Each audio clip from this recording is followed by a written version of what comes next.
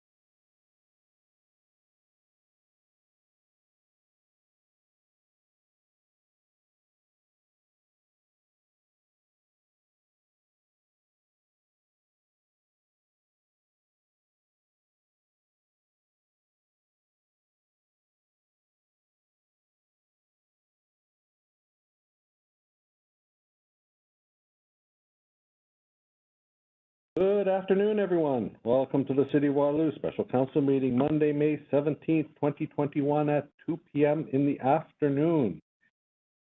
We will begin with a roll call, beginning with Ward 1, please. Good afternoon. Councillor Hanmer, present.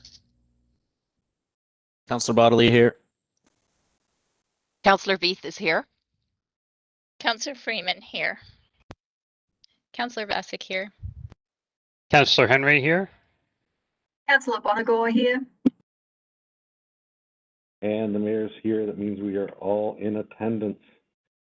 We would like to begin by acknowledging that the land on which we are broadcasting from today, and many of us are gathering on, is the land traditionally used by the Haudenosaunee, Anishinaabe, and Neutral people. We also acknowledge the enduring presence and deep traditional knowledge and philosophies of the Indigenous people with whom we share this land today. Let's take a moment of reflection. At the beginning of this council meeting, we pause to think about the needs of our community. May we show wisdom and compassion in all our decisions. For this afternoon, I'll just ask, see if there's any disclosure of pecuniary interest in the general nature thereof. I don't think so. Seeing none, we have a set of minutes here for approval. Does anybody have any commentary on the minutes?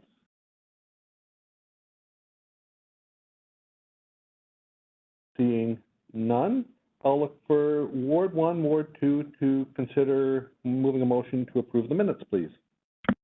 I move that we approve the minutes of the April 19th, 2021 Special Council meeting, and I vote in favor. Councillor Bodley, I'll second the motion and vote in favor. Councillor Veith in favor. Councillor Freeman in favor. Councillor Vasic in favor. Councillor Henry in favor. Councillor Bonagore in favour. And the mayor's in favor too. That carries unanimously. Those minutes are approved. We have one set of delegations today, and it's the Communitech annual update. And I think it's brought to you by our beloved CEO, Ian Klugman. I think Ian's along the line, along with Abby and Rick, maybe even Chris. Hello, how are you? Excellent. So I'm not sure if people can see me or not. No, they can't, but we can see your lovely presentation of Communitech Annual Update to Council. Fantastic. And do I click or does somebody else click? Natalia will move it forward when you say next slide. Next slide. So I wanted to take this opportunity to thank you. As of midnight last night, or 12:01 last night, I am no longer the CEO of Communitech. We have a new CEO with Chris Albinson, and I must say that I couldn't be more thrilled with the replacement that they have found to take on the helm of Communitech for the next chapter. I have known Chris for a number of years. He's just an outstanding individual, hugely passionate about Canadian, and has spent the last 20 years living in the Valley in venture capital. So I'm super excited to see what he's going to do with the platform called Communitech. In the meantime, next slide. We're gonna move through this fairly quickly. So as we know, Communitech was founded 24 years ago by a group of individuals who came together to say, we need to back the entrepreneurs, lots of investments in science, but who is actually helping people to take technology, business models, and turn them into successful businesses. And at the time, there was lots of discussion in the early and mid 90s about loss of jobs in our region and the need for us to ensure the long-term prosperity for our community. Next slide. And of course, today we are over 1,600 companies representing over $340 billion in our revenue and 1 million employees. Next slide. Of course, the Data Hub was launched as part of our data strategy that goes back to database, which is when we pulled together a consortium to launch a low Earth orbit satellite mesh network. And the thing that we discovered about satellites was they create all kinds of data. And that was really the trigger for us. We launched the Open Data Exchange at the Data Hub in Waterloo. And of course, we now, of course, have got all of the advanced technology programs, 5G, autonomous vehicles, and AI running out of the Data Hub, all tied to data. Next slide. So highlights from 2021. I mean, it's absolutely remarkable what we've been able to achieve as a community in the midst of a pandemic. We had a record amount of venture capital raised by our clients. This is basically double the amount of venture capital that we've seen at the best year in our history. We're seeing a wave of startup activity, which is normal for when we're coming out of an economic downturn. We traditionally see a wave of startups, and we're doing about 30 net new startups a month at this point in time, going through our intake process. And I think the other thing is, you know, the work that is being done by the team to pivot into the virtual world has really opened up tremendous opportunity for us to increase our brand at a national level. Next slide, please.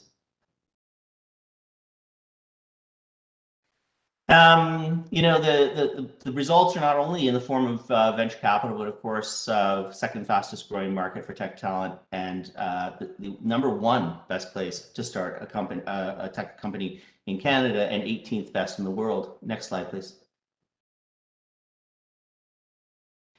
So since we started the big, ambitious initiative around digital innovation, the hubs, we've seen close to 4,000 new startups raising just over $4 billion in capital, and 22,000 net new jobs created. Next slide. And of course, every 2 years, we work with Deloitte to do an economic impact model. And this impact model is something we actually worked with Deloitte Global to develop. It's a very different approach to impact models, and I'll tell you how it is that different. So basically, Deloitte goes out and it looks at, you know, the number of new employees companies brought on board, the capital they raised, the revenue they grew, and then they figure out, okay, that's the economic impact that the companies have had. Then what they do, and this is I think the important piece of this, is they go back to the companies and they say, you know, out of those 10 employees that you hired, that $100 million in capital that you raised, what percentage of that would you attribute directly to Communitech? And then they say, you know, well, 5% or 2% or 0% or 50%. And so we love this model because it's far more defensible as far as a way to understand the actual impact of our organization. And of course, you can see we're now $28 of impact attributable to Communitech for every $1 of public funds. Next slide, please. Next slide, please.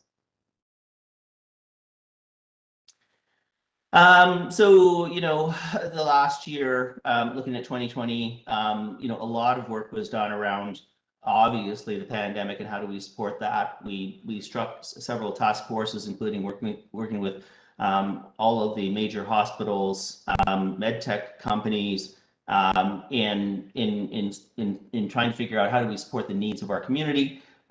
We helped companies pivot into PPE, and we spent a lot of time working on things like testing, contact tracing, etc. We also launched something called Digital Main Street. So this was a classic. Avi Peters, within 5 years, corralled a whole group of partners who weren't used to being partners, crafted a $52 million proposal, which was approved by FedDev and launched across Southern Ontario, which will work with 25,000 companies by June, and also employing well over 1,000 co-op students, summer students, and recent grads in a time when there just aren't jobs for those kids. Next slide, please. And of course, there's the work that we've been doing around rapid testing, and that's on several fronts. We have been doing what is classic in this community, which is we've been piloting net new models in this community and then pushing them out and sharing them first across the province and then across the country. And of course, Stay Safe rapid screening, which is mobile testing, antigen-based testing. is in the form of buses, but it's also in the form of pickups that small and medium-sized companies can pick up tests that they can launch their own rapid testing, workplace testing in their workplaces. We've developed playbooks, we've got protocols, we've got all the forms necessary for companies to be able to launch their own rapid testing program. And the reason that this antigen-based, self-administered, and you know, you got to try it. You got to go jump on the bus and give it a whirl, because it's literally 2 centimeters into your nose. It's not the brain tickler, and it's done by you. But we know that the only tool that we have in our arsenal to find the people who are asymptomatic or pre-symptomatic is serial testing, and that serial testing means 2 to 3 times a week, every week, week after week, to find the asymptomatic people. We know that over 50% of transmission of COVID, especially with the variants, is by asymptomatic people, and so workplace testing is critical for us, along with vaccination, at ensuring that we can reopen the economy and keep it open next time.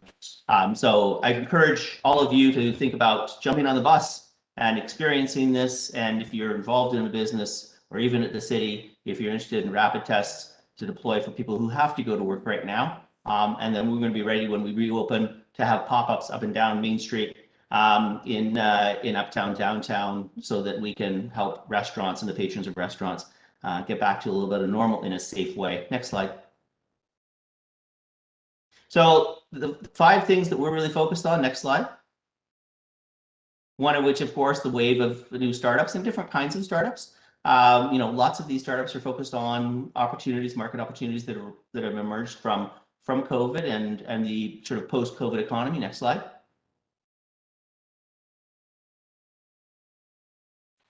Making sure that we're helping scale-up companies continue to grow access to capital. So a lot of the work we're doing around that is with our intensive track programming, and a lot of the advocacy work that we're doing to ensure that we've got the growth capital necessary to support these companies. Next slide. We are absolutely focused on the world as it has changed. We talk a lot about the fact that proximity is optional in this world. And is that a threat or an opportunity for Waterloo region? We see it as a huge opportunity, because basically what it means is that, you know, it's not about location any longer. It's about the strength of the brand and the kind of companies that we've got. We've launched something called Communitech Outposts. We've got legal corporations in 160 countries around the world, so that we can allow and facilitate our great companies hiring talent in any of those countries, any of 160 countries around the world, without any risk whatsoever. We also, you know, I think one of the biggest challenges we've had in our history, both as a community and a country, has been access to talent. And of course, in a world where proximity is optional, it's a huge opportunity for us to scoop up talent, you know, in a competitive fashion without having people to relocate to Waterloo region. Next slide, please.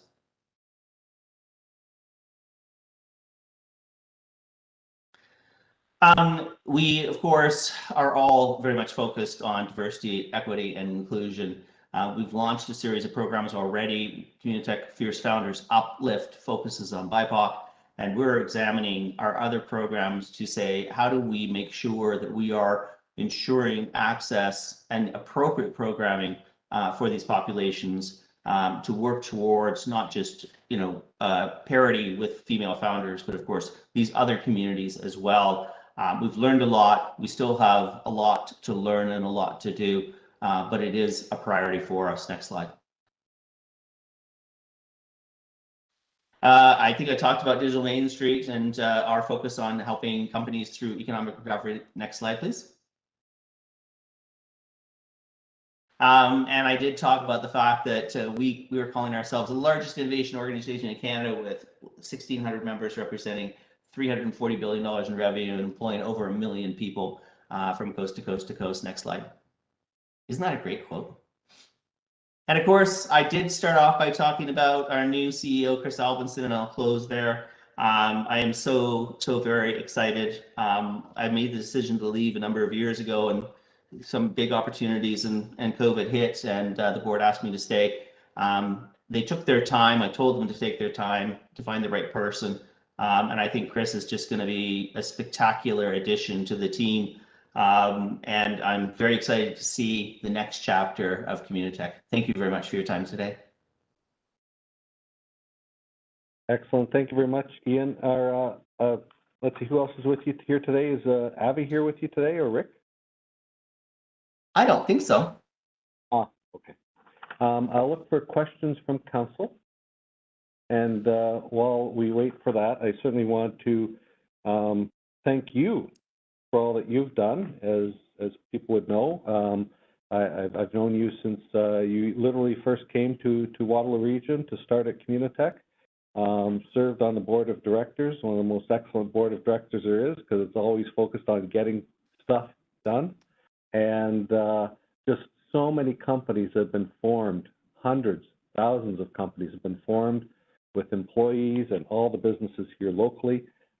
Thank you very much for all that you've done with the Communitech Data Hub, the True North Conference. In the days when the True North Conference was going to intersect the launch of the LRT, probably about 6 years ago. That didn't quite happen, but nonetheless, the True North Conference and the LRT are doing very, very well in the future, I hope. They both look to recover from the COVID issues that we have. And oh, good. Oh, I'm really glad Avi's here, because I want to do a special shout out to Avi, because if you look at the heart of Communitech, I knew Avi long before. Looking back on LinkedIn, I think it's like 19 years now I've known Avi, and I really hoped that one time in the Government and University Relations group at Research in Motion, where I was, and at the University of Waterloo, where Avi was, I thought we would become team members on the same team. That didn't happen, but then our paths then crossed at Communitech, and I'm so glad it did, because Avi has truly been instrumental in growing Communitech in all her efforts there. The calm, cool, and attention to detail one, Ian, that you actually to get things happen. So thank you very much to all team members of Communitech, to you, but certainly in my heart to Avi for all that she's done for Communitech. You're here. Thank you, Dave. And I don't see any questions, but we look forward to seeing Chris. Oh, I do have one here from Councillor B. Please go ahead. Hi.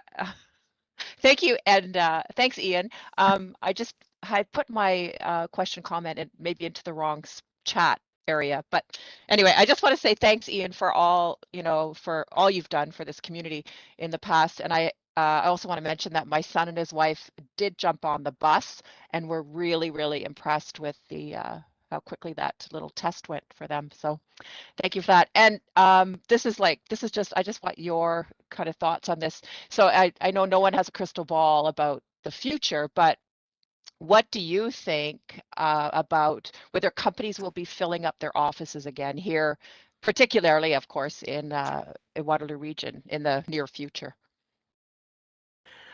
Yeah, I mean, I think it's interesting, because when COVID first hit, a lot of businesses were able to go through a transformation process in 6 days that they've been trying to go through for 6 years, and they were instantly digital and virtual. And at the time, I remember having conversations with everyone from a very, very large publicly traded company down to very, very small companies, and then saying, "Oh, this is awesome. We're never going back." And then I think now, so I ran 4 CEO peer-to-peer groups, so one a week, Thursday mornings. And increasingly what I'm hearing from them and from other CEOs is that there's going to be a return. People want to get back. People want out of their basements. And I think that, a big part of this is just, work is so important from a social perspective. And much as, video conferencing is fun and fine, it's, there's no replacing human contact. It's how people, meet friends, meet partners.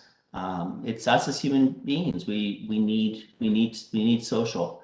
And I think that's going to drive a big part of it. However, we've been doing a lot of work around this, of course, with the future of work and learning and the future of cities, which the city of Waterloo is part of. trying to understand exactly what workplace and workspace is going to mean, because of course, you know, workplace is going to be this, it's going to be, you know, some sort of virtual environment. It's also going to be some sort of physical environment. And so really trying to think through, well, what is that going to look like? Is workplace or space going to be a place that people gather to do very specific things? Is it going to be going back to more of a traditional approach?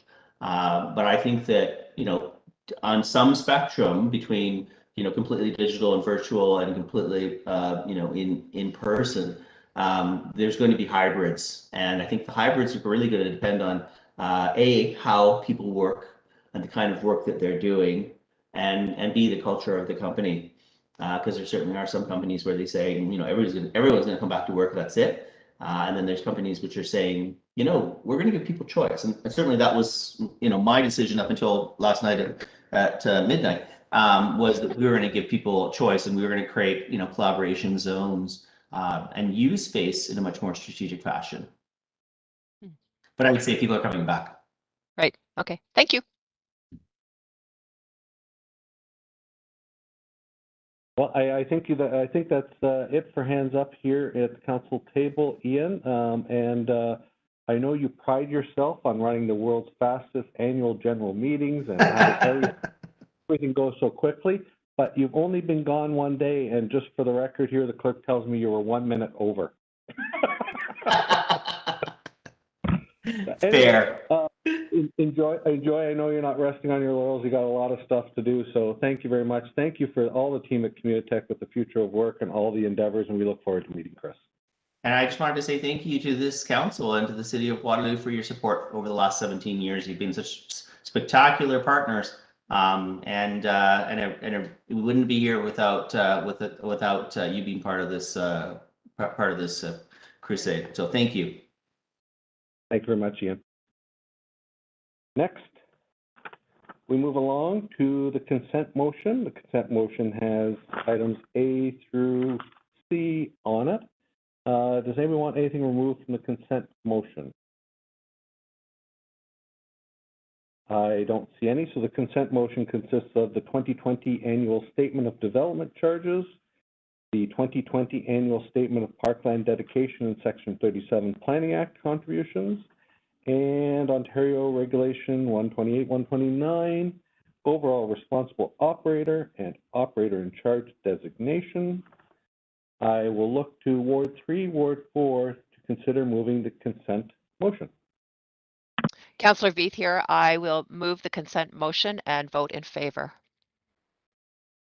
And Councillor Freeman seconds the motion and also votes in favor. Councillor Bassick in favor. Councillor Henry in favor. Councillor Bonagor in favor. Councillor Hanmer in favor. Councillor Bodley in favor. The mayor's in favor too. That carries unanimously. And thank you to our water operators designated, Bill, Jeff, Scott, and for keeping our water operator in charge designation up to date. Item 12, it's the 2020 review of museum operations. A report prepared for us by Karen Vandenbrink. And Karen's, I'm sure, here for any or all questions that you may have. Does anyone have any questions for Karen at this time? And I will look to Councillor Hanmer, then Councillor Veith. Please go ahead. Thank you, Mayor, through you to Karen. Karen, I always enjoy reading the report of what's happening with the museum each year, so thank you very much for a comprehensive report. I was intrigued by how creative the staff were in pivoting, so that even though you were closed for a portion of the time this year, you were able to do many new and interesting initiatives. It was interesting reading in your report that the pandemic provided a growth in our collection. Could you elaborate a little bit more on what the nature or what some of the artifacts are that we've added to our collection? Certainly. Good afternoon, Council. Through you, Mayor Jaworski, to Councillor Hamner. So what we ended up doing is, I mean, it was history in the making, and certainly we took advantage of that. So we were collecting items that were related to the pandemic. So certainly, you know, when masks became a thing, some of our local businesses were producing masks, so we added to the collection that way. We were documenting what was happening within the city. We hired a photographer to assist us with capturing some of the empty streets and empty parking lots and signage that was happening within our city. And so that we would have that documentation and a look back as we move forward. In addition, we also added items. We had many people who were doing a lot of cleaning and looking back at items that we added to the collection, you know, things, for example, a gentleman who worked at Globe Furniture, his father worked at Globe Furniture. So he donated a large collection related to his work. And in fact, his work was that of the parliamentary desk that's in the UK. That was a gift from Canada in the 50s. So we have a collection of tools from him. So just a number of different items and objects, you know, from people cleaning out their closets and garages and basements to the staff going out and being actively documenting what was happening at this time. That's terrific, Karen. Thank you. I see many visits to the museum in the future for a whole host of people. I appreciate it, and thank you to you and your staff for everything that you do in tracking and maintaining and history in the making for the city of Waterloo. I appreciate it. Thank you, and I'll pass that along to the staff. That's an excellent line there, Councillor Hanmer. History in the making. Good one. Over to you, Councillor Reith. Thank you, through you, Mayor Jaworski, and thanks, Karen, for the again, same thing as Councillor Hamner said. I always enjoy your updates. I really miss being in live because you always have a great PowerPoint to show us. So anyway, I just wanted to say thank you to you and your team for all the successes and all the achievements over this crazy time. And yeah, that's all. Just thank you so much, and always looking forward to these reports. Thank you. I see no further hands. Thank you very much, Karen and team, for all the activities that we have during these trying times. I wish I had my grade 5 council for a day, because it's definitely a highlight for them, as they indicate, taking a visit to the City of Waterloo Museum and trying to identify those darned artifacts that we have, and nobody knows what they are. Well, not nobody. Certainly the mayor and the grade 5s didn't. With that, I will thank you very much, Karen. I'll look for perhaps Councillor Hanmer and Councillor Reith to take us forward on receiving this for information. Councillor Hanmer, happy to make the motion to receive the report from the museum for information, and I vote in favor. Councillor Veith, I second that motion, and I vote in favor. Councillor Freeman in favor. Councillor Bassick in favor. Councillor Henry in favor. Councillor Bonagor in favor. Councillor Bodley in favor. The mayor's in favor too. That carries unanimously. Again, thank you to Karen and the museum team. Next up, we have item B, which is the allocation of the 2020 surplus. Which is not a word we thought might be in here a year ago, but nonetheless it is. Here's some introductory remarks by Mr. Hatinga. Please go ahead, Paul. Thank you, Mayor Jaworski. Good afternoon, Council. I'd like to just speak a bit about this report and the one following it on the agenda, which is the projection for 2021.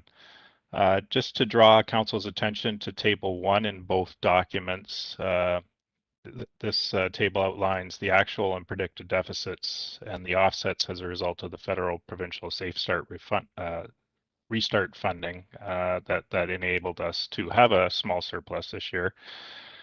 In addition, the 2020, we experienced some significantly reduced revenue from closures and relief programs from March to December. This was offset by significant cost containment measures to net to a reduced deficit. This deficit was fully funded by the Safe Restart funding, some of which we were able to defer to 2021. This left a small surplus that will be transferred to reserve subject to today's council approval. In 2021, we are anticipating an increased deficit relative to 2020. This is due mainly to COVID-related impacts occurring from January to December in 2021 compared to March to December in 2020. Again, significant cost containment has been activated and federal grants are anticipated to be sufficient to offset all predicted remaining deficit.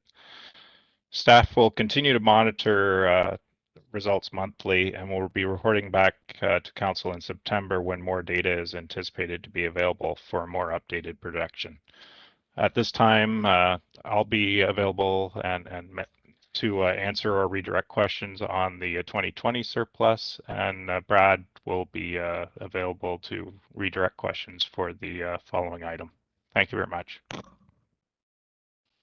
Excellent. Thank you, Paul, for those comments. Any hands up from councillors on item B, 2020? Seeing none, I will go to Finance Chair, Councillor Henry. Thank you, Mayor, and thank you, Paul, for rounding up that that report. We certainly do. I think I can say on behalf of Council, say we certainly do appreciate the support that we received from the federal and provincial governments, or we would have had a very significant deficit that would be difficult for residents to bear. I also want to thank Tim and all of the staff across our divisions in the extensive cost containment measures that we deployed in 2020 and do continue to deploy this year.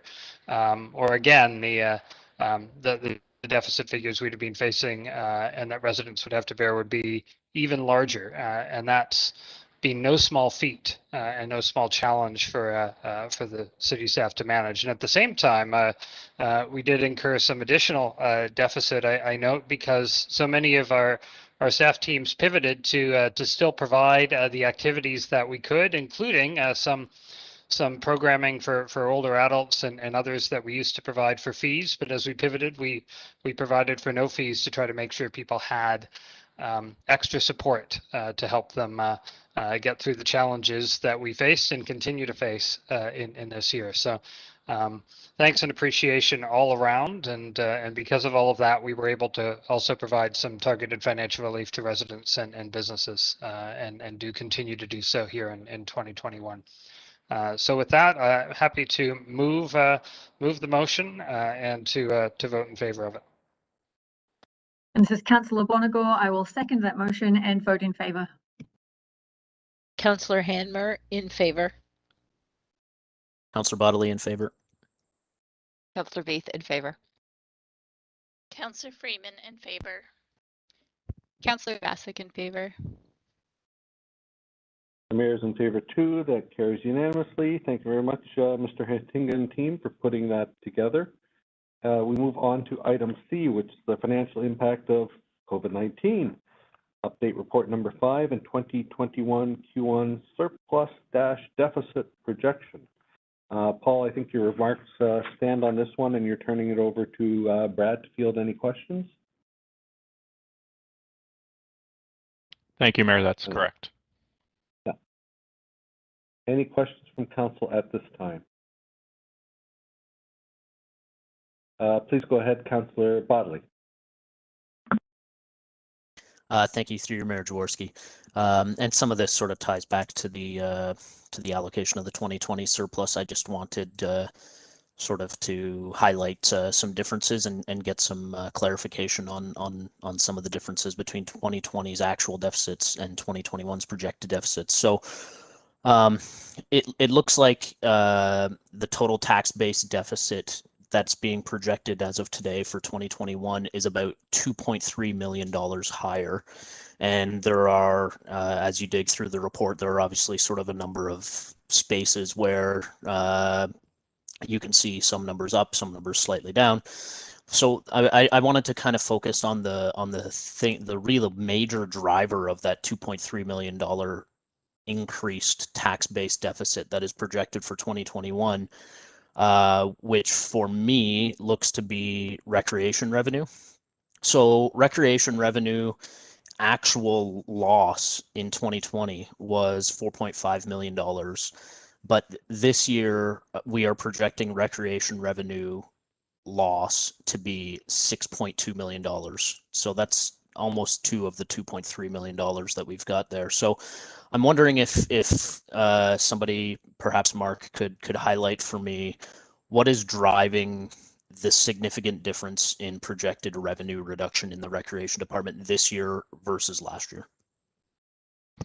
Yeah, through the mayor to Councillor Bodley. The main driver is it's a change in year. In 2021, we've seen additional shutdowns. 2020, that started in March when the closures were declared. So the big driver is the Q1 deficit that we see as a result of the red zone and the lockdown zones right now, Councillor Bodley. Thank you. And just to follow up on that through Mayor Jaworski. So we are anticipating some level of opening in Q3 and 4. But are we, is it fair to say that we're sort of using sort of conservative estimates about what those what those openings look like in terms of what kind of revenue we're going to be able to generate from the rec department? Yes, through the mayor to Councillor Bodley again. Yes, we're monitoring very closely, and they are conservative at this point in time. And you know, it's changing and evolving, and the directors and senior managers in recreation are tightly aligned with finance and their financial analysts, and they're keeping a pulse on it. So yes, heavily monitored and scrutinized. Excellent. Thank you for that, Mark. Another question here through you, Mayor Jaworski. So we're currently, the projection suggests that we're going to have about a $450,000 surplus at the end of the year. And sort of recognizing that the report suggests that we'll look at what to do with those funds after the sort of the full picture becomes clear. Obviously, these are just projections at this point in time.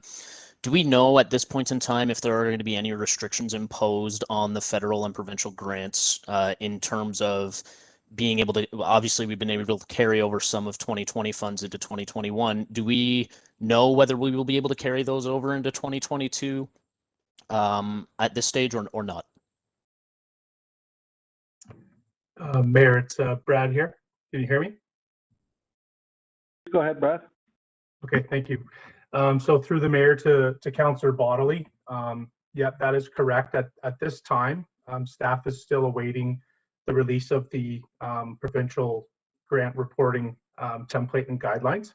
So we don't have all the information. However, the grant support is to help cover COVID-related operating pressures, and we were permitted to roll forward excess funds into 2021. So there is a possibility that we may be permitted to roll forward many unused funding at the end of 2021 into 2022, which could help mitigate some ongoing pressures into next year, mainly around RS revenue. At the same time, staff have started some internal conversation around some community operating support that we might be able to provide. So it's something that we're looking into, and we're waiting for the guideline from the provincial grant documents. Thank you.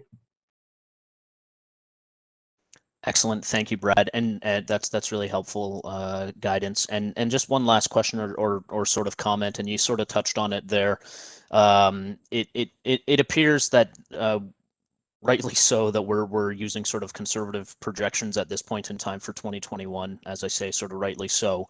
I guess my question is, do staff feel as though if some of our programs that we are offering in terms of support to residents and businesses, and I think specifically about the extending the property tax deferral or potential increasing our funding into the COVID CIP for businesses that are struggling, given that we are projecting this small surplus at this point in time and our numbers appear to be a little bit conservative, if we find that these programs are oversubscribed, is this something that we may well be able to pivot relatively quickly on to ensure that we're offering support to residents and businesses that need it in the time when they need it the most?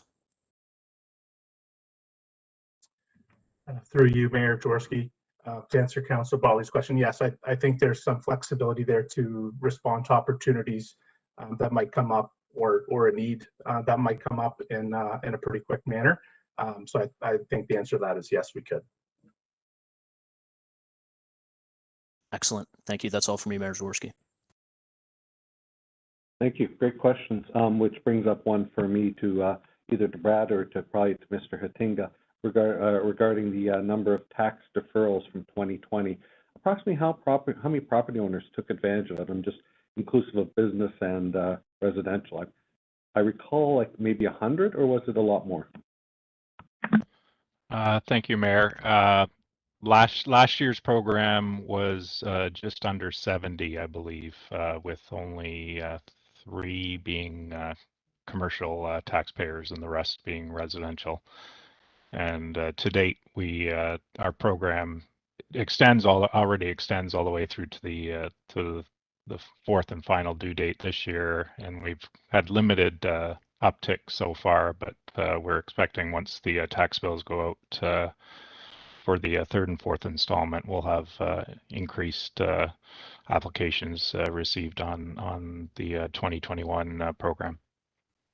Okay, excellent. Well, we're helping dozens of people who probably very much are in need at this time. So thank you very much, Paul. Thank you, Brad. I don't see any further questions. I will turn it over to the Finance Chair, please. Thank you, Mayor, and thank you, Councillor Bodley, for those good questions. I posed those almost identical to Philippa and Paul's team last week. So happy for you to take the lead on those as well. No additional comments here. I'll just move the motion and vote in favor. Councillor Bonigo, I'm happy to second, and we'll vote in favour. Councillor Hanmer in favor. Councillor Bodley in favor. Councillor Veith in favor. Councillor Freeman in favor. Councillor Bassick in favor. And the mayor is in favor too. That carries unanimously. Thank you very much, Paul, Brad, and the finance team for continued vigilance on these items. Item D, Bill 108 and 197, timing impact on the development charge bylaw update and community benefits charge implementation. Does anybody have any questions for Michael at this time?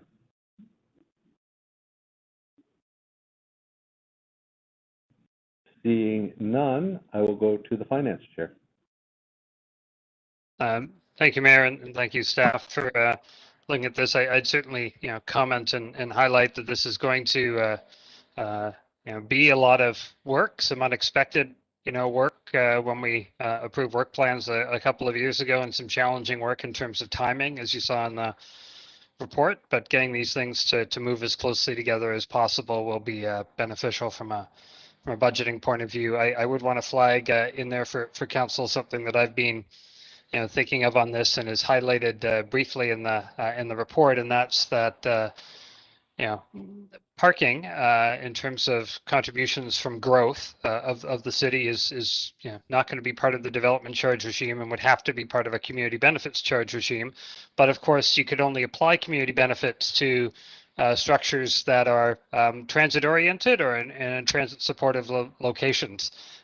So for me, I think it'll be a significant conversation for us to have during that process, next year as to whether or not we'd want to saddle people that are living with fewer cars and in walkable areas with the cost of providing parking for folks that need to drive into those walkable transit-oriented centers. So I think that's going to be a conversation I'm going to want us to have when the time comes to have it. But I thought I would flag that now. But certainly I want to thank staff for putting this together and the work that's coming. So with that, I'll be happy to move the recommendation and vote in favor. Councillor Bonigo, I second the motion and vote in favor. Councillor Hanmer, in favor. Councillor Bodley, in favor. Councillor Beath, in favor. Councillor Freeman, in favor. Councillor Vassick, in favor.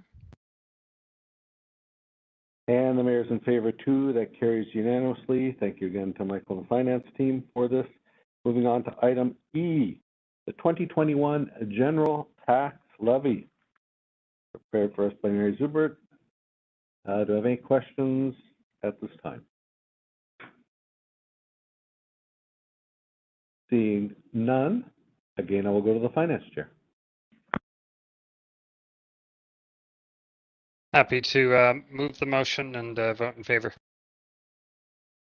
Councillor Bonigo, I second the motion and vote in favor. Councillor Hanmer, in favor. Councillor Bodley, in favor. Councillor Beath, in favor. Councillor Freeman, in favor. Councillor Vassick, in favor. And the mayor's in favor too. That carries unanimously. Again, thank you to the finance team for all the reports here today. Moving on to item F, which is the Affordable Housing Grant Program Project Introduction. And it's a report prepared for us by Tanya Furyk. I don't believe there's any presentations. Does anybody have any questions for Tanya at this time? And just as an FYI, construction continues here in City Hall. I will go with Councillor Bodley's question, then Councillor Hanmer's comment. Or Councillor Bodley's questions. Please go ahead. Thank you. Through Mayor Jaworski. Just a few questions that sort of struck me from reading through here, and I recognize that not all of these are necessarily connected to the project itself, but just the broader conversation around affordable housing. So there are, I'm curious about there are currently CIPs that appear to be to have been created sort of to incentivize developers to create affordable housing both uptown and in Northdale, excuse me. But it appears as though there's been zero uptake on those, and yet we are looking at creating or implementing a citywide CIP that would sort of look to do the same thing. So I'm wondering, as we move ahead with that conversation, whether we intend to look to the development community and engage with them to get a better understanding of why there's been no uptake on the existing CIPs before we go looking at creating a citywide version of it. Great. Good afternoon, Council, and through you, Mayor, to you, Councillor Bodley. Great question. So absolutely, as part of the engagement that both myself as well as hopefully many people are aware that the city has also initiated a citywide affordable housing strategy. One of the things that we will be looking to do is to inquire and ask about that. And I can confirm for this council that, any CIP process does have legislative public participation requirements, and we would definitely be looking to the industry to understand where council can get the greatest buck in terms of providing financial incentives to help bring about and or retain affordable housing units in the city. Speaking specifically about the Uptown Waterloo major activity grant, as well as the Northdale one, I can provide for council, some of the feedback that I have received as to why perhaps these specific programs have not really had uptake is either, lack of interest, the incentive not being enough. For a couple, they were not eligible to apply. For example, they had already received a building permit. And one of the things that we heard early in the process was that affordability or sustainability should not be an afterthought when it comes to development. You really need to have that at the forefront when you are planning projects. And another one that I reached out to my colleagues in economic development, and one of the things that they have mentioned is with those two specific programs, they're actually a tax increment grant program as opposed to with this project, it's an outright grant. And some of the feedback that I've received is that the tax increment grant program is seen by some as being very administrative and maybe a little bit of a burden. So that's definitely feedback, that we have and will continue to engage to get greater information so that any citywide, CIP that is created specifically for affordable housing, that, we've done everything we can to ensure that, people are actually going to use it, and so that we can get more affordable housing in the city of Waterloo. Thank you. That's excellent. Thank you. And I appreciate the thoughtfulness in terms of the consideration of where we're at on that as we look towards that as one of the options. One of the other options that was listed on here for council consideration eventually was related to DC exemptions. And so I'm wondering if we've had any engagement or conversation, even in an initial stage, with the region on this as well, to determine whether or not there's any interest on their end in terms of offering a more comprehensive DC exemption, sort of inclusive of both city and regional development charges, or if we're a bit too early in the stages for that conversation to have taken place. Through you, Mayor, to you once again, Councillor Bodley. Once again, fantastic question. We have not as yet reached out to the region. I have reached out to them to have a meeting, to have that conversation, so I can confirm for council that we are looking to set up a meeting with our regional counterparts to determine what, if any, participation and or perhaps funding that they are able to provide, so that any program, whether it's affordable housing grant program or development charge exemption, or maybe some other CIP programs, whether or not they have the ability and are able to help contribute so that it looks even more attractive and that we get even more people hopefully looking to construct affordable housing. So once again, just to confirm, absolutely, we're going to be reaching out to the region to ask, and we'll let council know in the subsequent recommendations report what the response that we have received from them. Thank you. That's awesome, and I hope that there's some consideration on their end on that, and I appreciate that staff are looking into it.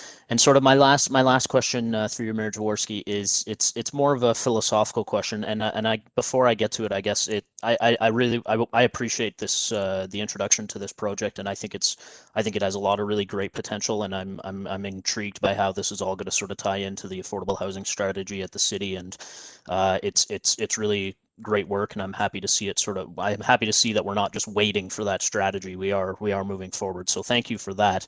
But to my sort of philosophical question here, I guess, is just there's a lot of conversation about the for-profit development community and the not-for-profit sector on this on the topic of affordable housing, and I'm curious from your perspective, just broadly speaking, do we believe that there is strong potential to increase affordable housing within the for-profit development community? Or do you think that we're better off focusing our sort of incentive type efforts on the not-for-profit community while focusing sort of more like to go back to something I've talked about before, the carrot and stick side of things, looking at the carrot for not-for-profits to encourage them to get going, and looking at more things like more of the stick type efforts, things like inclusionary zoning, vacancy taxes, other regulations, etc., for the for-profit sector? Or do you think that there is strong potential within the for-profit community for us to find ways to incentivize them to do this? Through you, Mayor, to you, Councillor Bodley. That's an absolutely fantastic question, and I think it's a very important one. What I can tell Council is, based on my review, I you know, in order to do this report, one of the things that I looked at was to kind of see the landscape out there about, you know, the various approaches that, you know, municipalities have taken. And based on my review, it seems to be one of two actions. There's those who feel very much, you know, as municipalities, we've offered many incentives or programs, and we've encouraged as much as possible for the for-profit community to you know, build affordable housing. And we know for a fact that it is the not-for-profits that, you know, is really, you know, contributing to that space. And so that's where they've more taken the approach of using, you know, if you want to call it the stick approach. And one of the examples that many municipalities right now are looking at is the ability for inclusionary zoning.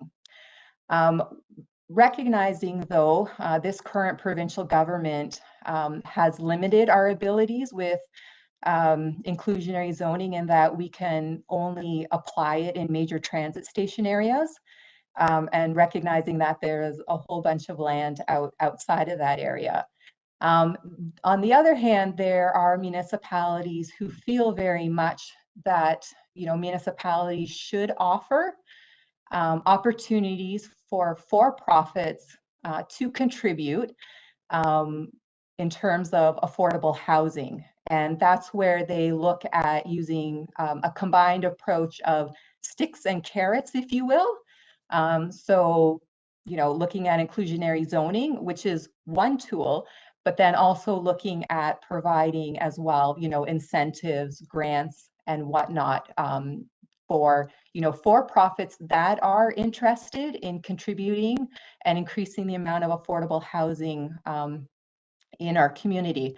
One of the things I'd like to put out there for council is this was one thing that I'm hoping to approach with the region, because the region, some people may not be aware, they've been set by or designated by the province as our service managers for housing and homelessness.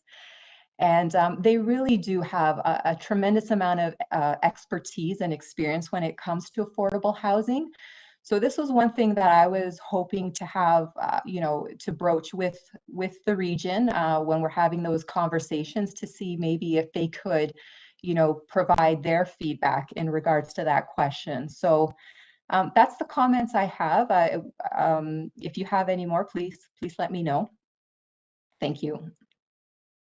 No, that's excellent, and I hate to put you on the spot with a question that doesn't have a correct answer, but I really do appreciate and value your insight into that. So thank you very much, and I look forward to how this program moves forward, how this particular program moves forward, and how it ties into our broader affordable housing strategy in general. So thank you very much. Great, thank you. Thank you, Councillor Bodley. Councillor Hanmer, do you want to go next or last? I see you mentioned you want to comment rather than question. I can go last. It's fine.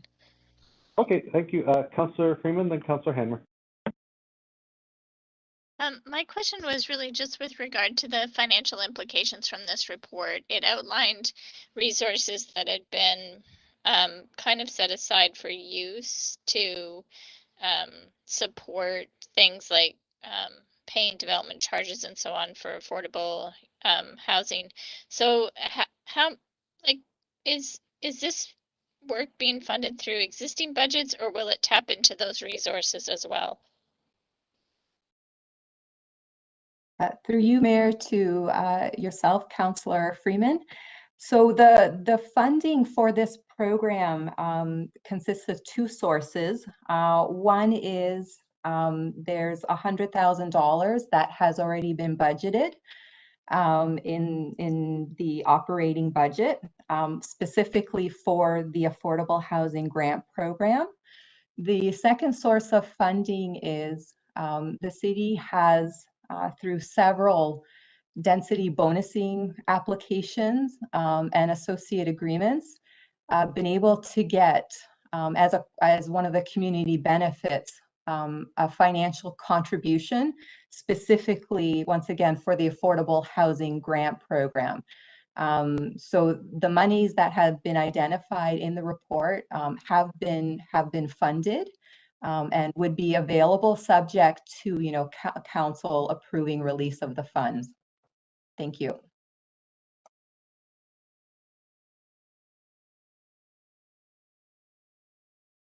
Okay, thank you. I do have a question before I turn over to Councillor Hammer for her comment.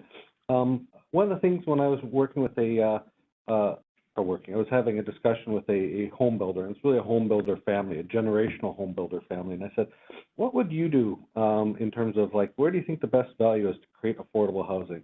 And they said the best bet was secondary suites, because we already have 40,000 homes in our community, and we talked about, it was tiny homes that had come up a couple months ago, and we talked about you know, what could be done. They said, you know, with all the homes that people have here, your real best bet is secondary suites. And if I recall, Tanya, back probably when we would have been working together on a CMHC thing maybe about 4 years ago, the region had a loan program. I think it was $25,000, but it was a loan. It was no interest. I don't think there were any takers. My question is really just about secondary suites. Is that something that's on your agenda to push forward on, or to investigate anyways? To you, Mayor.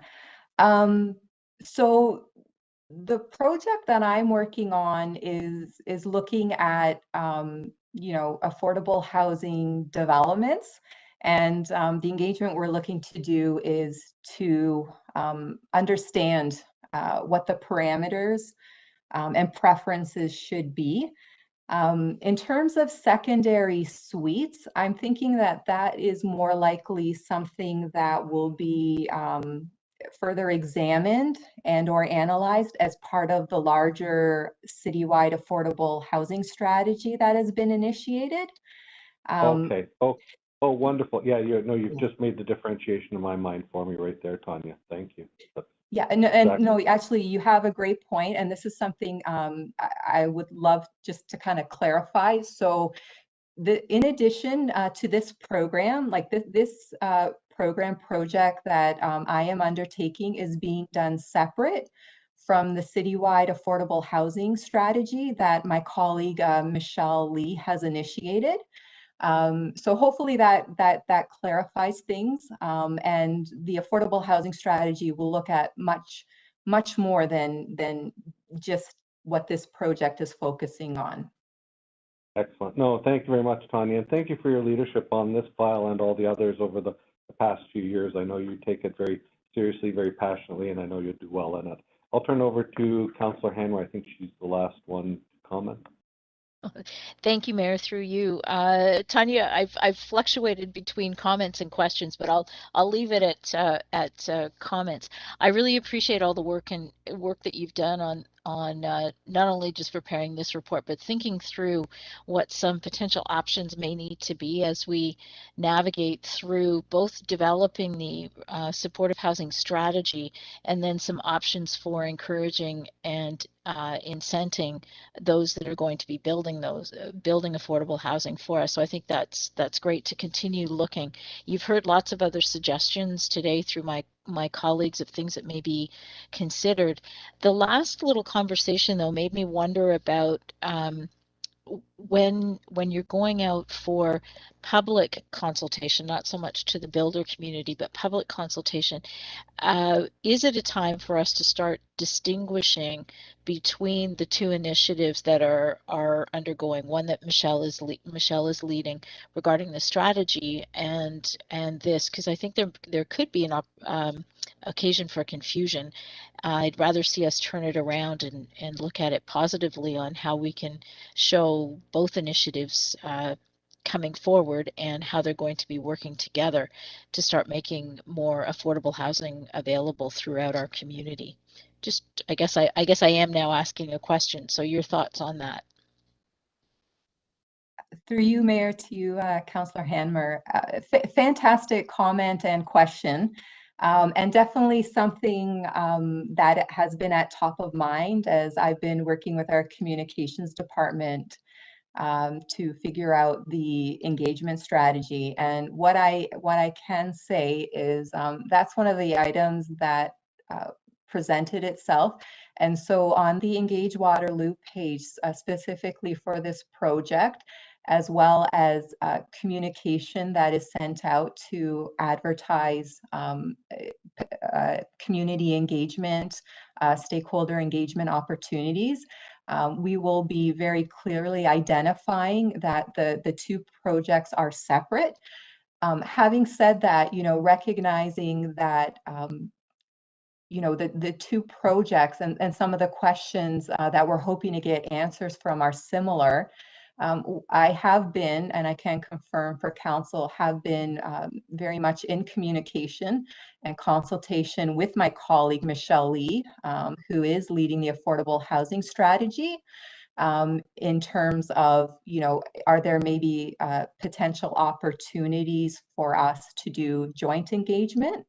But once again, also as an opportunity for us respectively to identify that, hey, in addition, for example, with myself, in addition to this affordable housing grant program project, we want to very much, make everybody aware that there's also at the same time a citywide affordable housing strategy that is being done.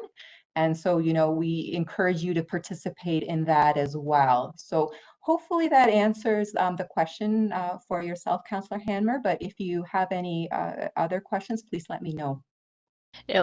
Tanya, thank you very much. I think it answers the question. I think it provides us with a tremendous opportunity as a city, though, to also educate people around what the initiatives are and what the potential opportunities are. Just as you've also commented that you're going to be reaching out to your colleagues at the region, because there often isn't a clarity of who's responsible for what and how does it all fit together. And I recognize and understand it's a moving target sometimes, but the more we can bring clarity, I think the better. And again, thank you for all you're doing in this regard. That's it for me, Mayor. Thank you. I don't see any further hands up, and in order to share this around, I think I must be around Ward 5, Ward 6 to carry us forward on this one.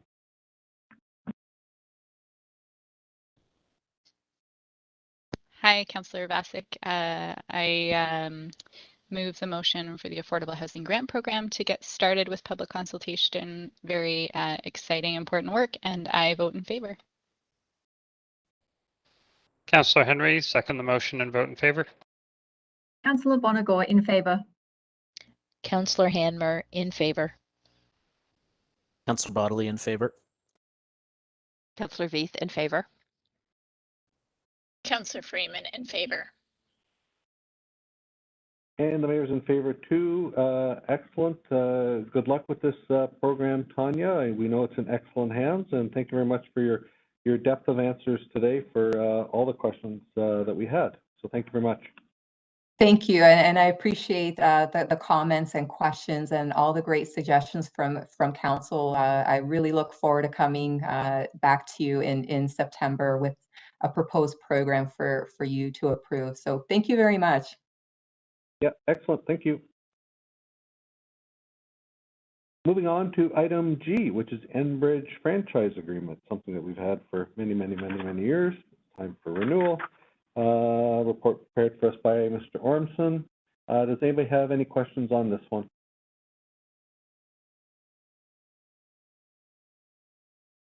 I don't see any at this time.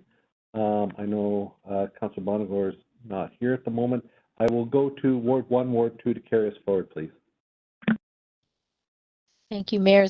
Through you, I'm happy to make Councillor Hanmer moves that we accept the report and that we approve the form of draft bylaw and franchise agreement attached, and that we request the Ontario Energy Board to make an order directing the assent of the municipal electors and the rest of the recommendation as printed. And I vote in favor of the very long motion. Excellent, thank you. Councillor Bodley seconds the very long motion and votes in favor. Councillor Veith in favor. Councillor Freeman in favor. Councillor Vasic in favor. Councillor Henry in favor. And the mayor is in favor too. That carries. Just one person absent for a moment, Councillor Bonagor. Thank you very much, Ron, for shepherding this along. Thank you, Mayor. Have a good afternoon. Appreciate your support along with council. And Mayor, if I would just like to say quick thanks to Enbridge reps who are on the call this afternoon. That being Marie Costello, who's the Director of Southeast Region Operations, Nicole Fernandez, who's a Manager of Operations, Brian Lenny, who's a Senior Advisor of Municipal Affairs, and Rick Bigelow, who's a Supervisor of Operations. They provided a lot of support for this report, so thank you. Oh, excellent. And thank you, Murray and team. Sorry we didn't have any questions for you at this time, but we look forward to seeing you out in the community to see you at some events, perhaps Chamber of Commerce events. And we can hardly wait till you all get back to this new normal instead of speaking to each other over phone or Zoom. So thank you very much, Murray and team, and thank you, Ron. Thank you. Next up, we have item H, Actions Sports Park implementation in 2021 and in 2022. Report prepared for us by Annalise Sangster. Does anybody have any questions on this report? Very exciting stuff. We're keen. And I'll look to Councillor Freeman to comment and to move it. Thank you very much, Stan. Thank you, through you, Mayor Jaworski, to staff. Thanks, Annalee. Very excited about the sneak peek designs that you included in the report, and I know that it'll be just a wonderful asset to add to our complement of recreational offerings at Rim Park and out at the library, Harper Library. So with that, I'll move the motion as printed and vote in favor.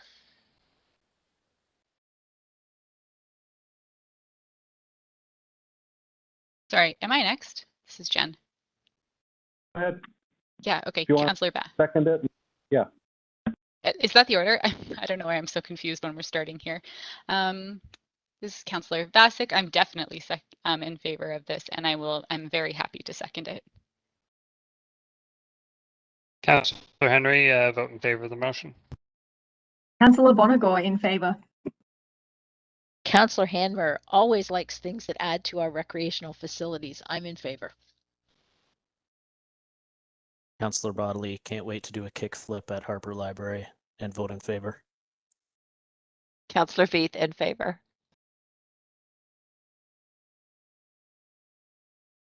And the mayor's in favor too. I would just warn Councillor Bodley, you have been injured before doing sports activities. Thank you very much, Annalee. Item I, we have here an opportunity to reappoint the Integrity Commissioner. A report prepared for us by Clerk Julie Scott. Does anybody have any questions on that? Sorry, Councillor Vasic, is this for this one or the last one? Either way, I'll let you have a say. This one. Oh, please go ahead. Thanks, through you, Mayor. I just wanted to say thank you for this. This is both to make sure that we are, this is the right, yes, that council is ethical. But what I really am appreciating about this staff report is this is also looking at ways that we can put out into the public how council and staff are also treated And the last couple of weeks have been outlandish. It hasn't just been people disagreeing and having comments to me in emails or phone calls. It's been not even bordering harassment. It's been harassment and abuse. And so I just wanted to thank staff for adding that extra layer to this work that's related to this. So thank you for that.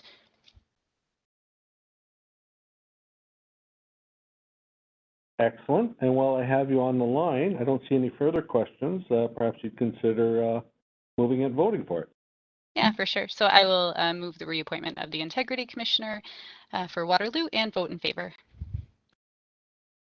Councillor Henry, happy to second the motion and vote in favor. Councillor Bonagor in favor. Councillor Hanmer in favor. Councillor Bodley in favor. Councillor Veith in favor. Councillor Freeman in favor. And the mayor's in favor too. That carries unanimously. That moves us into item 13, public meetings, which we have one. This is an informal public meeting to consider item 13A, Urban Design Manual. There will be no decisions made today. Council and the public are seeing this application for the first time. Council is looking for feedback from interested parties with respect to this application. Today's comments will be taken into consideration in developing a staff position on this application, and a staff report will be considered by Council during a formal public meeting at a future time. Anybody who wants further notice of this application, including the formal public meeting and passage of any bylaw, should contact the project manager, Max Kerrigan, at 519-886-1550, extension 78003, or at udmrefresh@waterloo.ca. That's UDM as in User Design Manual, refresh as in REFRESH @waterloo.ca. The urban designer, Max Kerrigan, will now provide a brief overview of this application. Welcome, Max. Good afternoon, Mayor Jaworski, councillors, and members of the public. Can you hear me okay? Sound awesome, Max. Super. So my name is Max Kerrigan. I'm a senior development planner and the city's urban designer. It's a pleasure to meet you, albeit digitally without any facial recognition, but I've been with the city for just over a year, and it would be lovely to work amongst people in person, but you know, this is our reality. So anyway, I thank you for this opportunity to introduce myself and to present an exciting initiative, the Urban Design Manual Refresh. Next slide, please.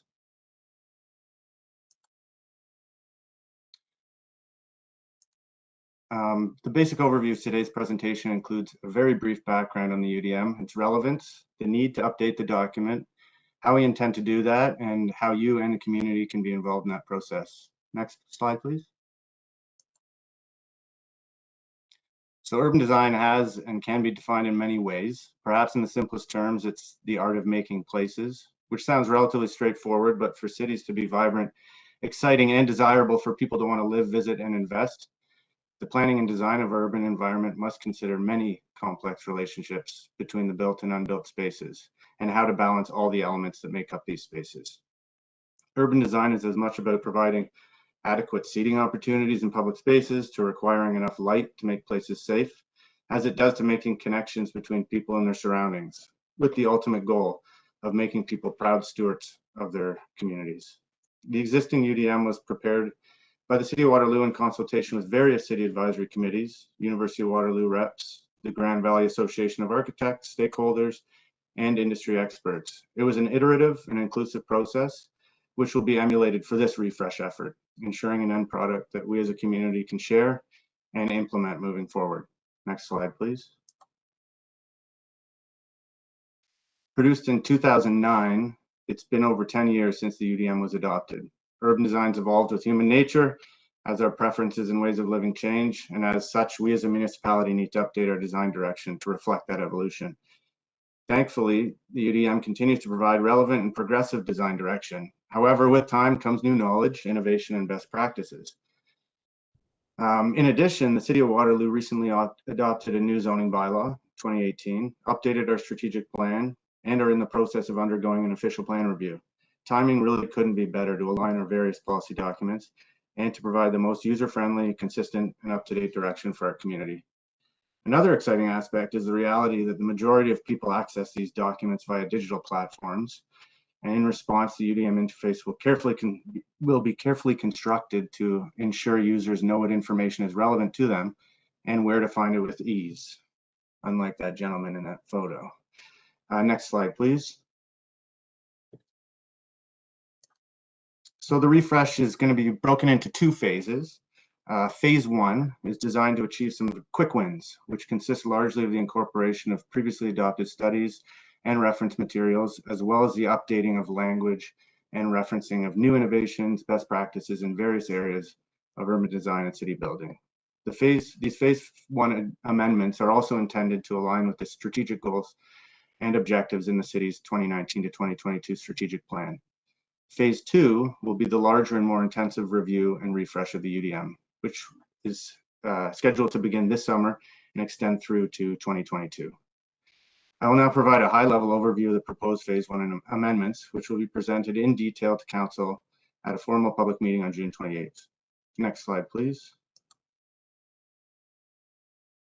In general, with respect to sustainability and the environment, the proposed amendments will include references and recommendations in the city's development engineering manual, the stormwater management plan, as well as aligning with best management practices identified through risk mitigation plans provided by the region's source water protection staff.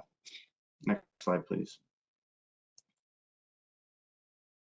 Further, technology advancements and innovation seem to evolve by the day, so interim language updates related to new technologies in construction and materials to improved energy performance of buildings are recommended. To inform these language updates, we'll recommend compatibility with the best management practices as identified in the Community Energy Investment Strategy from 2018 and the Net Zero Energy Feasibility Study from 2019. Next slide, please.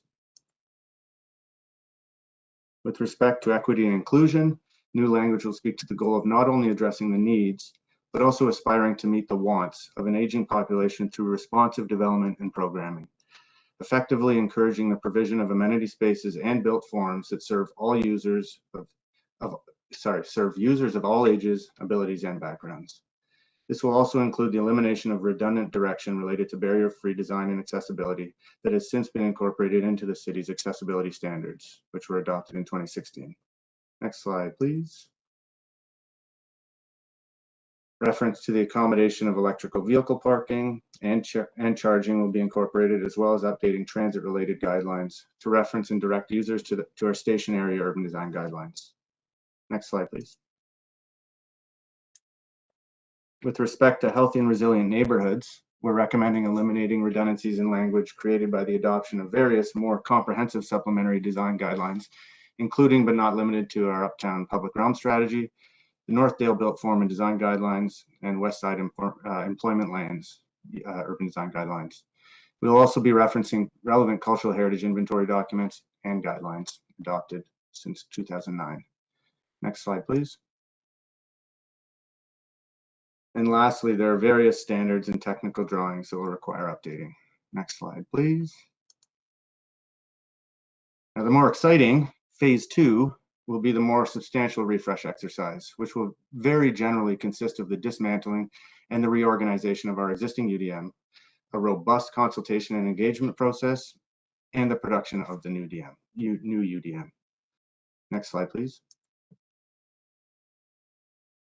So this is very high level, and it's still in its infancy, but the general intent is to break the document into 4 primary documents.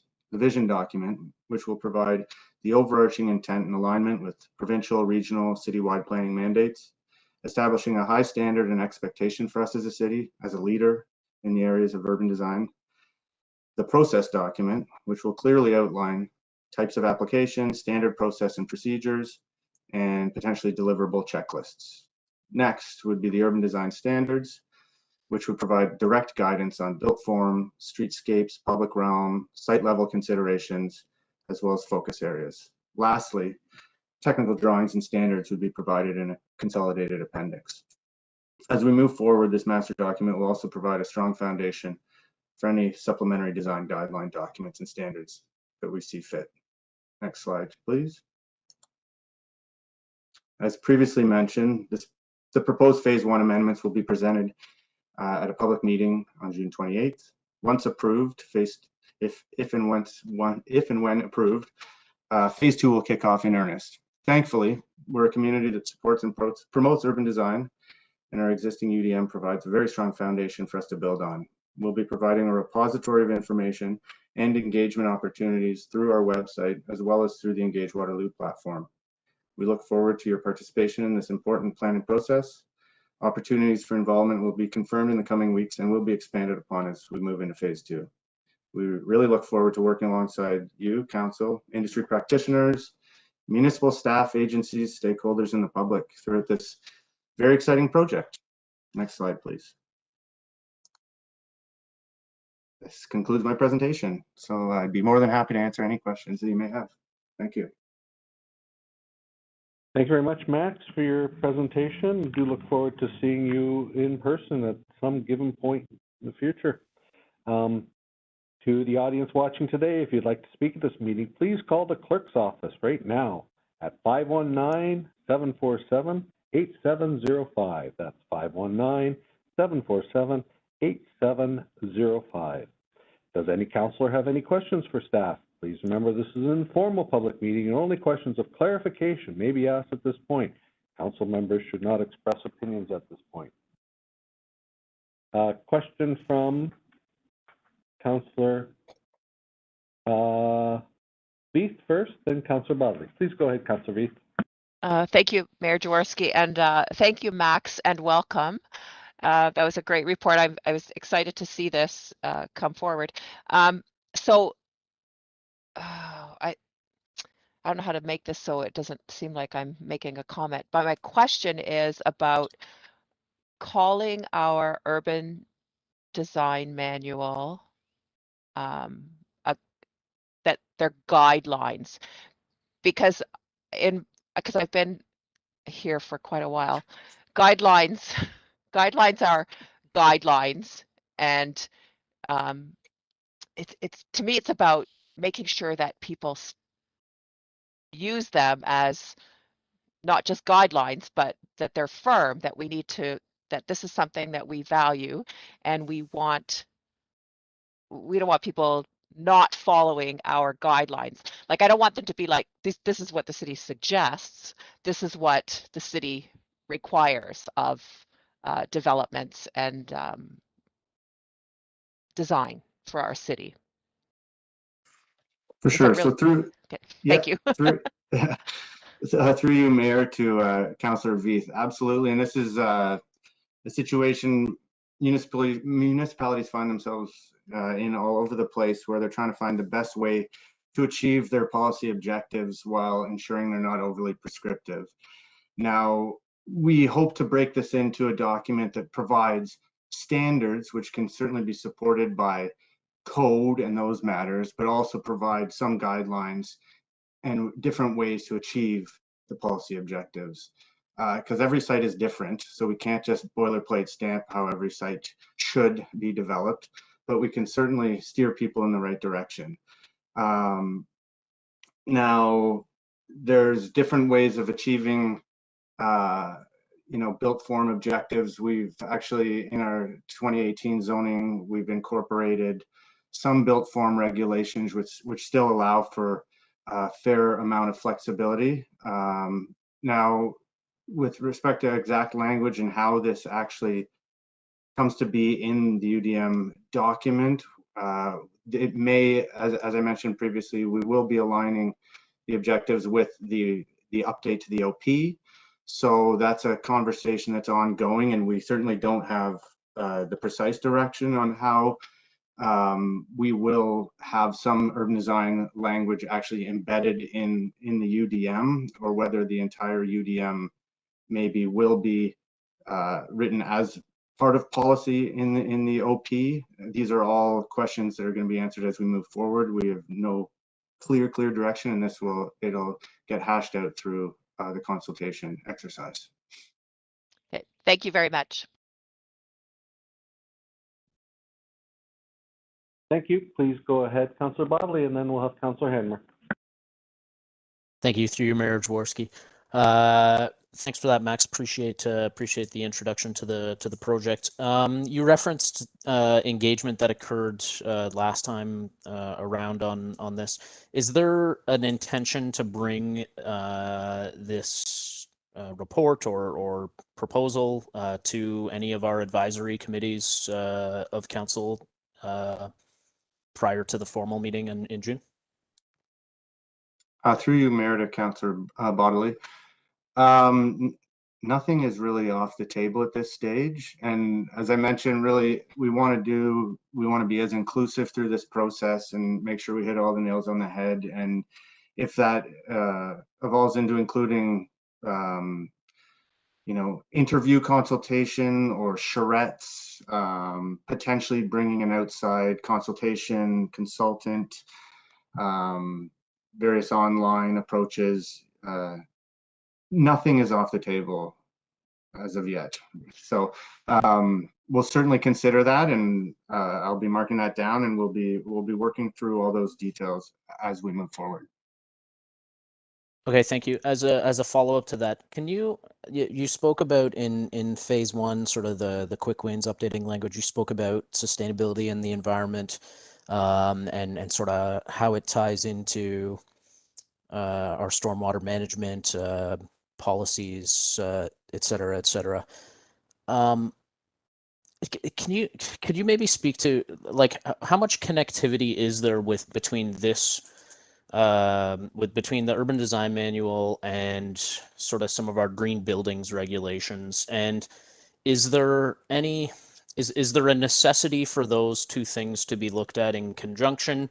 And this is going to tie back to my original question about this, given that on our sustainability advisory committee, we have a subcommittee that is focused primarily on green buildings and has been very interested in some of the work that's going on around that. Is this an appropriate time to potentially engage with the experts we have on that committee around green buildings policy as it pertains to the urban design manual, or am I way off base there?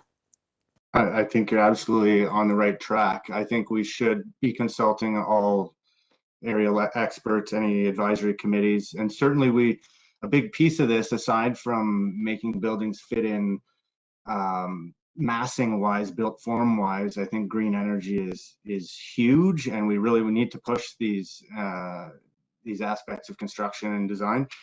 And again, yeah, I think consulting an advisory committee with respect to innovation and sustainability should be at the forefront of this process. I also, this provides us the opportunity for these advisors to present to us as staff, be part of, as I mentioned, maybe some charrette exercises or something to that effect. So again, nothing's off the table at this stage, and I really look forward to actually speaking to you about this and making sure that we've got everyone on board who it makes sense to have on board. That's excellent. Thank you very much. And I will reiterate, I guess, that we have a lot of experts from a green building perspective on our sustainability advisory committee. So I would really encourage you to connect with Anna Marie Cipriani and potentially bring sort of a discussion to our next meeting if it fits within your schedule. I think it would be very valuable for both parties. Thank you very much. Thank you. Just if I may add, and certainly with respect to our engineering manual, it is also being updated. So I've been consulting with my colleagues in engineering about timing on that, and the intent is for it to all jive through this process and make sure that we're sharing direction across the corporation. Excellent. Thank you. That's it from me, Mayor Jaworski. Oh, excellent questions, because I think a lot of people will be keenly interested in this.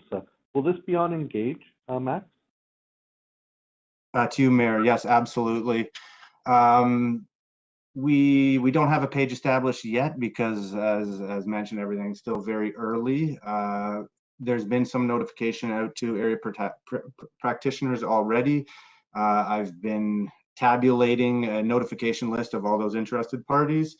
And anytime, any form of engagement, any opportunity for engagement, any questionnaires, whatever consultation we put out there, we're going to be notifying all those who hope to be notified. And certainly through our website, we'll be providing a link to sort of our home base, which will be on Engage. Oh, excellent, good news. Over to Councillor Hanmer. Thank you, Mayor. Through you, Max, welcome, and thank you for your presentation today. I think engagement is the theme of our questions right now. I just want to make sure that I was understanding correctly. On your next step slide, you talked about there being an engagement portion in phase 2, and it seemed to be after we were having our public meeting. Formal public meeting. So I'm curious what the difference is going to be between the engagement you're doing now to get us ready for the next formal public meeting and what the engagement will be after.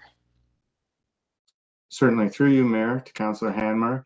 I apologize for any confusion. Yeah, so phase 1 is really to identify previously adopted studies and sort of direction that's already established and the industry believes in and supports for the most part, and really ensuring that any kind of confusion or misleading information in our current UDM is replaced with the actual sort of direction that's supplanted that previous direction. And that's going to be presented in a staff report, which I'm still in the midst of pulling together, which will be presented, and there'll be the opportunity for the public to comment on that on the 28th of June. And then once that approval, if and when that's approved, the engagement for the more substantial phase 2 refresh of the document will get underway. Does that answer your question? And then the more formal document will come back to us again for information, or it seems like we're getting just part of the engagement or yes, information. So the more formal document will certainly come back to council. There'll be an update, and then we'll come back to council in the new year. Okay, thank you. Thank you. That's helpful. Okay, thank you. I don't see any further questions, so now let me go back to my procedures here. I will look to the deputy clerk to let her know if her phone has been ringing. No calls, Mayor. As the deputy clerk informs me, there are no further speakers. This informal public meeting is now concluded. Staff will review the issues and report to council at a later date. If anyone would like to receive further notices application, please contact the urban planner, Max Kerrigan, at 519-886-1550, extension 78003, or via email at udmrefresh@waterloo.ca. And there we go. Excellent. Thank you very much, Max. Thank you all very much. We move on in our agenda, and we see there's no notice of motion, communications, correspondence, any unfinished business. Questions? Is there any questions from council to staff to state at this time?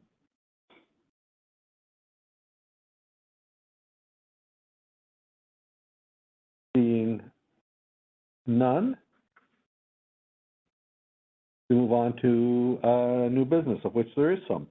Under new business, there is a item A and B, an all council meeting taking place May 21st, 28th, June 4th, June 11th, and 18th, 2021, held by the Regional Municipality of Waterloo with respect to education, as well as item B, an all council meeting for all councils within the Regional Municipality of Waterloo on June 17th, 2021.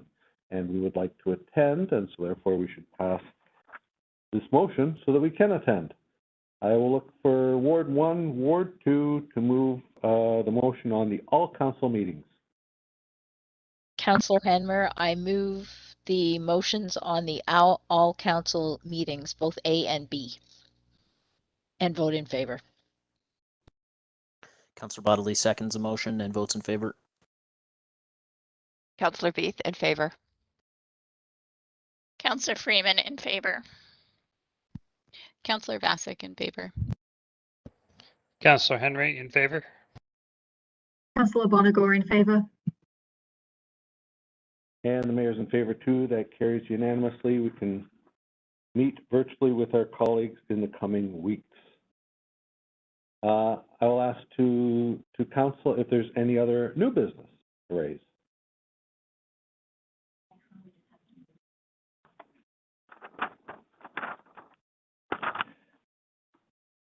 Hearing none.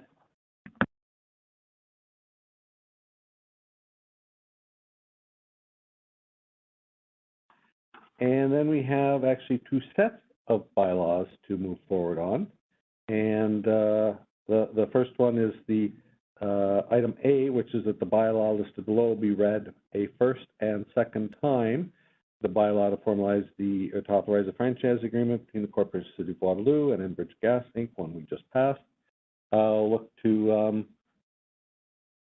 Ward 2, if you'd like to take us forward on this one, and even the next one. Sure, yeah. At both at the same time, Mayor, or? No, actually just move separately. Item A on the bylaws and vote, please. Will do. Councillor Bodley here. I'll happily move item A within the bylaws enactments and vote in favor. Thank you. Councillor Veith, I'll second that motion and vote in favor. Councillor Freeman votes in favor. Councillor Vassic in favor. Councillor Henry in favor. Councillor Bonagor in favor. Councillor Hanmer in favor. And the mayor's in favor too. That carries unanimously. Yes, that was tricky. I don't think I've ever had one quite like that before where we separate these out. However, new recommendation below on one bylaws are read a first, second, and third time and finally passed, which are items B, C, and D. I'll look to my favorite councillor in Ward 2 to take us forward. Fortunately, there are no other councillors that I'm aware of, current or former, in Ward 2. I will happily move the enactment of bylaws B, C, and D as printed and vote in favor. Councillor Veith, I will second that motion and vote in favor. Councillor Freeman in favor. Councillor Vassic in favor. Councillor Henry in favor. Councillor Bonagor in favor. Councillor Hanmer in favor. Yeah, the mayor's in favor too. That carries unanimously, but that is an interesting observation, Councillor Bodley. Where are you going to move to next? Anyway, rhetorical question. Let's see. Good news from Councillor Hanmer. Yeah, I should also let you know that you may have to have a very awkward conversation with one of your regional council colleagues who lives in Ward 2. So I will do that. We are done here, best I can tell. I'll look for an adjournment from Ward 1, Ward 2, please. Councillor Hanmer, I move we adjourn and vote in favor. Councillor Bodley will second we adjourn before Mayor Jaworski offends anyone else and vote in favor. Councillor Veith in favor of adjournment. Councillor Freeman in favor. Councillor Vassic in favor. Councillor Henry in favor. Councillor Bonagor in favor. And the mayor's in favor too. Oh, sorry, Councillor Hanmer, I think. No, you're done. Yeah, this is really just a test to see who watches to the end of our YouTube, if anyone. But we'll see. We'll find out today. Anyway, thank you all very much. Enjoy the rest of the day, and I will talk to you later. Bye, everyone. Bye.